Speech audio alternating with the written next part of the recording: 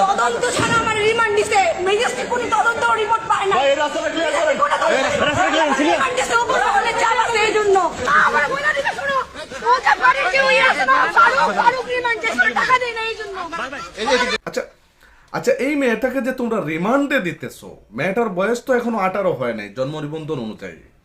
আজকে আদালতে 21 বছর দেখাইয়া এই মেয়েটাকে যে রিমান্ডে নিচ্ছ কোনো ধরনের তদন্ত ছাড়াই, সাংবাদিকের কথায় আমাকে গ্রেফতার করতে হবে, আমাকে 50 কোটি টাকার চাঁদাবাজির মামলা দিতে হবে, আমাকে জেলে দিতে হবে, আমাকে রিমান্ডে দিতে হবে, কোনো ধরনের তদন্ত ছাড়াই, এটা কোন ধরনের কাজ করতেছো? এগুলো বাংলাদেশের মানুষ তো বুঝতেছে। খোদার কসম আমি বলতে পারি, যদি এই বাংলাদেশের মানুষ বাঁচতে চায় এবং ইনসাফ কায়েম করতে চায়, তাহলে কিন্তু আগামীতে একটা বিপ্লব হবে নিশ্চয়, এবং বিশাল এক বিপ্লবের দিকে বাংলাদেশ কিন্তু আগাচ্ছে।